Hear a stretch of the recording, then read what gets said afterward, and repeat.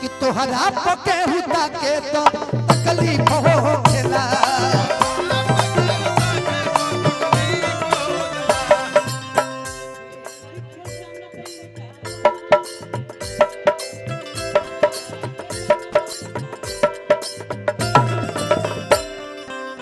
Hello रही जा कही हमारे बीच में भोजपुरी जगत की बहुत प्यारी गायिका नेहा सिंह निष्ठा का भी आगमन हुआ है।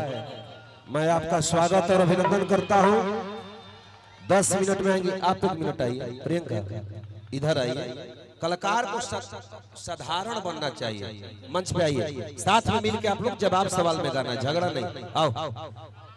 अच्छा तो कलाकारी नहीं है न होला, बोल मारेला तो तू बोल मारो, तरह के रोकले बा तभी चलो। हम कहत कि जौन विवाद होता न बड़ी एक दिन जे विवाद कर त मंच पर झोटा झोटी क के लड़ लो ठीक रही। एक दिन लड़ ले बोलो जहां चले हो जाई बस काम तमाम हो जाए दिन। 1 मिनट। इहो पगली काव्या बड़ी मानते हैं इसको। अभी कुछ दिन पहले वीडियो देखे रीतू का इसका, इधर प्रियंका का, तो प्रेम मोहब्बत से आप लोगों को गाना है। हाँ हाँ शायद आप छोटी लेकिन आप ये बोलेंगे कि तार बारे में जानत अच्छा तो ठीक बा। सुने को बात सुनो, छोट के ना बुझाए तो बड़ उही के डाल के पड़ावे ना गावो। चलो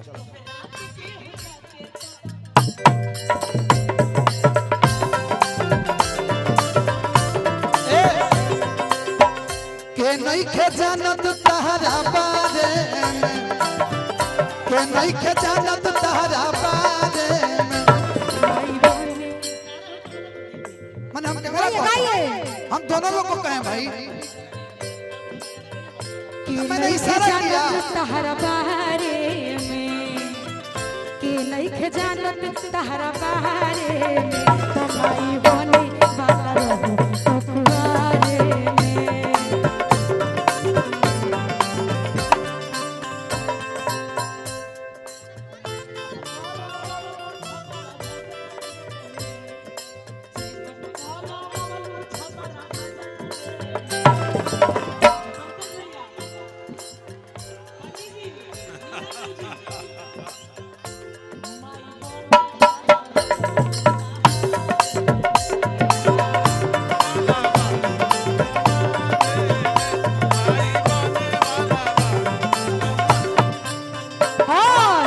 चेकअप करो बबलू बनारस बाजारे में। हेलो हेलो चेकअप करो बबलू बनारस बाजारे में। कमाई बने वाला रहू तू तारे में। हेलो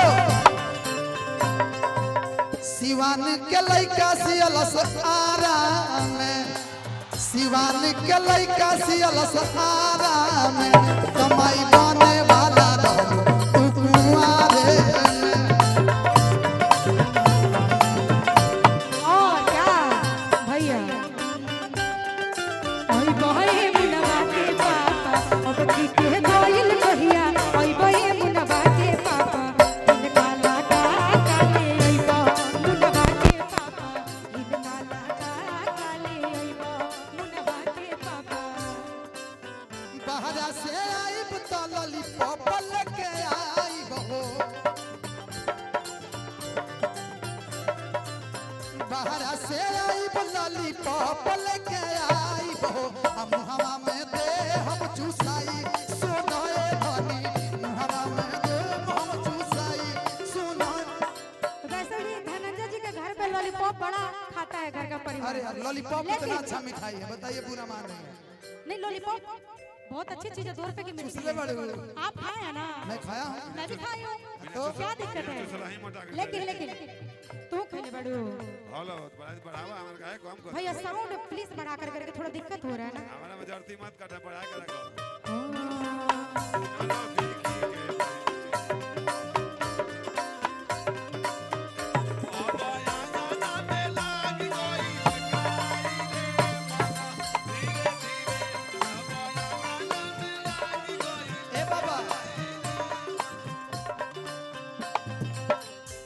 कि मर्दा के मरम चलत रहे मर्दा के मरम मर्दा जनी है मर्दा के मरम मर्दा जनी है सत भतरी में हरिया ता जानी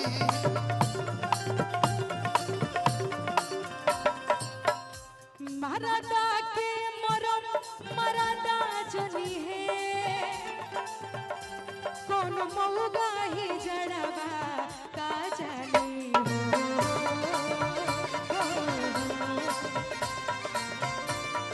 अब गाइए मरदा के मरम जवन रहर में घूम के मजा मरले होई जवन रहर में घूम के मजा मरले होई उ लइकी खेलवड़िया का जानी